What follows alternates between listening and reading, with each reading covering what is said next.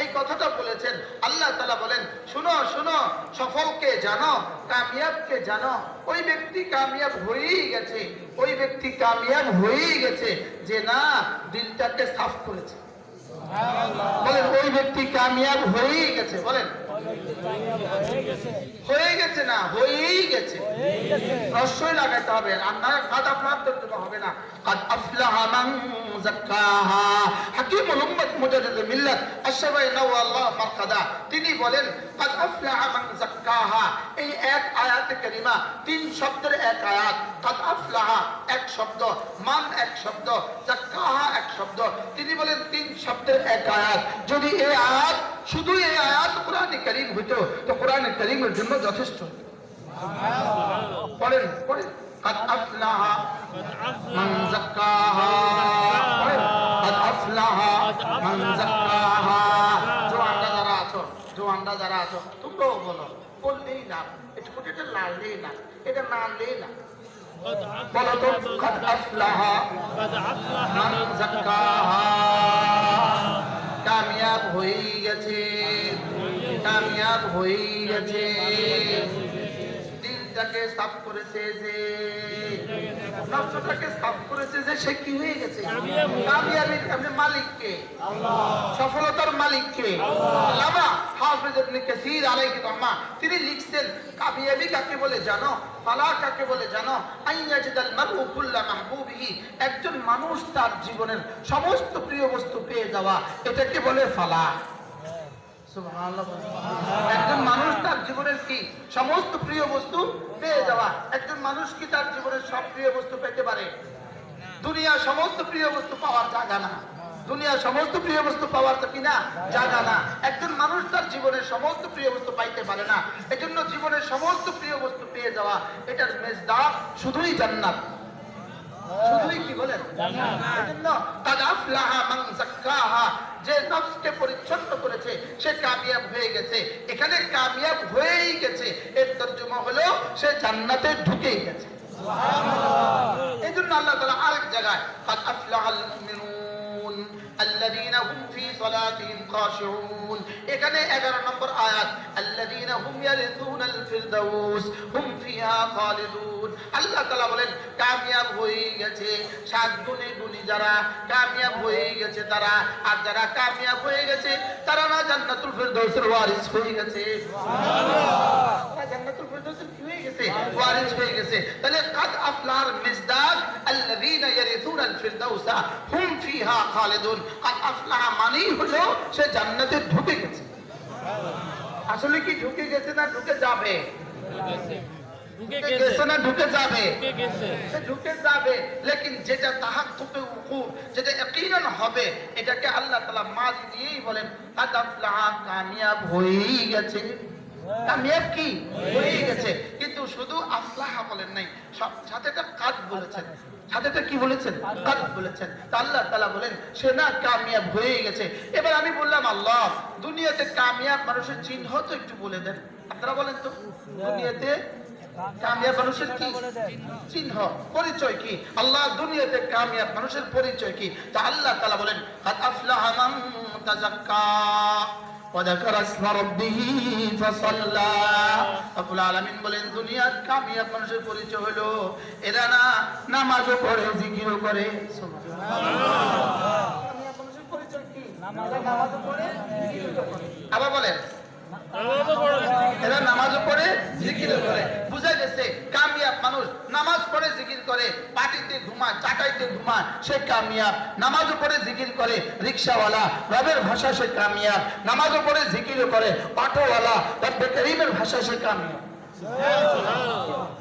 আর আফলাহা মান তাযাক্কা ওয়া যাকারা ইসমা রাব্বিহি ফাসাল্লা। তাফসীরে কবীরের মধ্যে ইমাম রাজি রাহমাতুল্লাহ আলাইহি লিখছেন ওয়া যাকারা ইসমা রাব্বিহি ফাসাল্লা।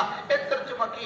ইমাম রাজি রাহমাতুল্লাহ আলাইহি এক তাফসীর এটা করছেন এরা না নামাজ পড়ে এবং নামাজের পরে আওরাদের মাসনুনাগুলো পড়ে। কি বলছে বলেন? এরা নামাজ পড়ে, আর নামাজের পরে কি পড়ে? মাসনুন দোয়াগুলো পড়ে। নামাজ পড়ে, বলেন নামাজ পড়ে।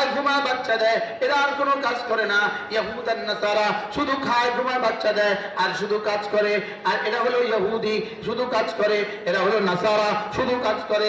এরা হলো হিন্দু, শুধু কাজ করে। আর আমরা এক জাতি মুমিন, আমাদের কাজ হলো খাবো ঘুমাবো বাচ্চা দিব জানোয়ার হিসাবে, কাজ করব মানুষ হিসাবে, নামাজ আর জিকির করবো মুমিন হিসাবে। কি হয় আমাদের কাজ কয়টা? খাবো ঘুমাবো বাচ্চা দিব, এটা কার কাজ? জানোয়ার। এটা কার কাজ? এবার শুধু কাজ করে, এটা কারা? বেদি। হিন্দুরা কাজ করে না করে না?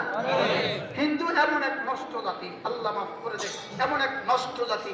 এরা এদের একজন ধরা পড়ছে, ইতিমধ্যে 3 নয় একজন ধরা পড়ছে। তো যে ধরা পড়ছে এখন কি বলে জানেন? কয় মিছিলে গেছে, তো জিজ্ঞাসা করে সাংবাদিক তুমি কেন আসছো? আমাদের প্রভুকে নেওয়ার জন্য আসছি। আমি বলি যেই জানোয়ার প্রভু, যেই প্রভু ধরা পড়ে এটা আবার প্রভু হয় কেমনে? যেটা ধরা পড়ে প্রভু হয় কেমনে? প্রভু আবার ধরা পড়ে কেমনে? কি বলছি বলেন? প্রভু আবার ধরা খায় কেন? বুঝে নাই কিছু। আবার ধরা খেলে প্রভু হইব কেন? এটা মাখলুক। আচ্ছা যেই জানোয়ারে জানে না এয়ারপোর্টে গেলে ধরা পড়বে, ওই জানোয়ার আবার প্রভু হয় কেন? তার লাগে আবার কানাডা মিছিল করে, তার লাগে আমেরিকা আবার মিছিল করে, তার লাগে আবার হিন্দুস্তান থেকে আমাদেরকে ধমক দেয়।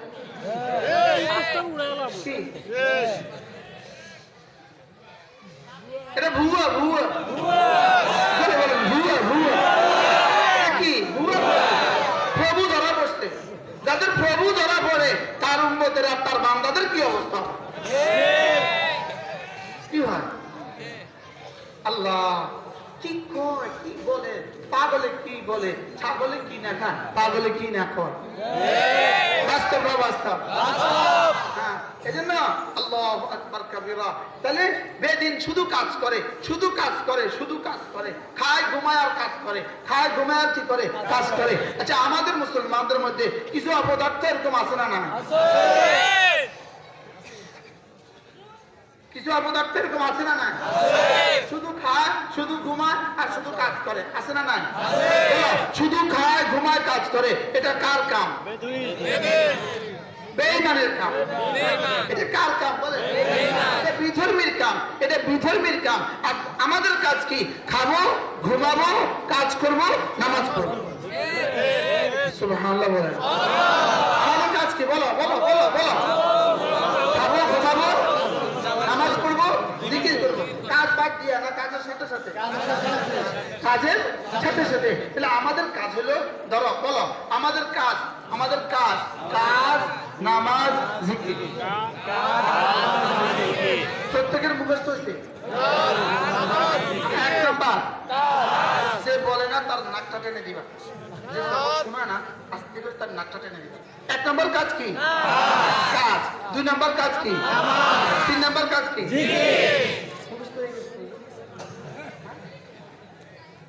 فإذا قضيت الصلاة فانتشروا في الأرض وابتغوا من فضل الله واذكروا الله كثيرا لعلكم تفلحون। رب العالمين বলেন কাজ করবা, কাজের ফাঁকে ফাঁকে নামাজ পড়বা, নামাজ পড়ে আবার কাজ করবা, কাজের ফাঁকে ফাঁকে জিকির করবা। যাও কথা দিলাম লাআল্লাকুম তুফলিহুন, সফল আমি করে দিব তোমাকে। সুবহানাল্লাহ। আফলাহ যে কথা, লাআল্লাকুম তুফলিহুনের সেই কথা। সুবহানাল্লাহ বলেন। উলাইকা হুমুল মুফলিহুনের সেই তরজমা। আফলাহ যে তরজমা, উলাইকা হুমুল মুফলিহুনের সেই তরজমা। আর লাআল্লাকুম তুফলিহুন একই তরজমা। ও তরজমা কি?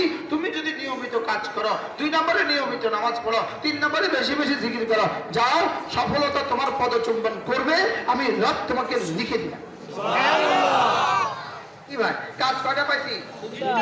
কি কি কাজ? আবার বলেন। আজকের এই মন্ত্রী মাশাআল্লাহ খুব ভালো লাগে, কারণ নওজোয়ান বেশি।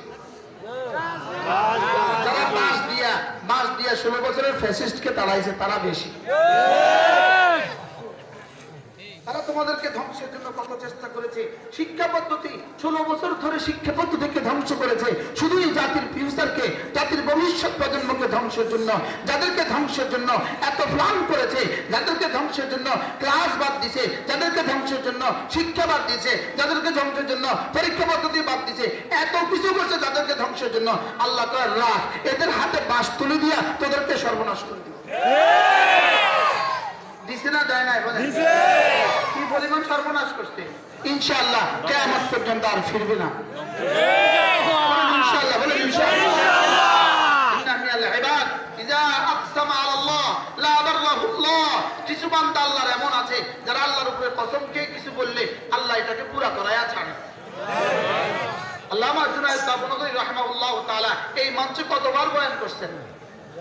অনেকবার। আল্লাহ আজকে যদি থাকতেন জুনায়েদ বাবনগরী কেমন হইতো মজাটা, কি ভাই কেমন হইতো? আল্লামা আহমদ শফি রহমাতুল্লাহকে যেই কুলাঙ্গার প্রথম তেতুল হুজুর বলছে, ওই কুলাঙ্গারের নাম জাপানি ভাষায় হলো ইনু, ইংরেজি ভাষায় হলো ডিওজি, আর বাংলা ভাষায় হলো পরস্কু তত্ত্ব আকা। ইনু, ইনুর তর্জমা কি বলেন? ইংরেজিতে কি? বাংলাতে কি?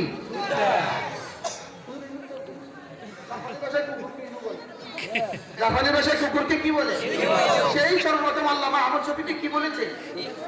তেতুল হুজুর বলেছে। তো তার গ্রেফতারির পরে তাকে যখন কমপক্ষে 200 পুলিশ পরিবেষ্টন করে যখন কোর্টের দিকে নিয়ে যাচ্ছে, এক যুবক লুঙ্গি পরা আর হলুদ একটা গেঞ্জি পরা গিয়ে তার কোমরে একটা লাথি মারছে, আর বজালানে হাল তাকে বলে গুরু তেতুল হুজুর আর কবি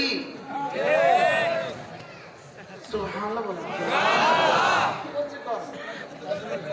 আর কবি নি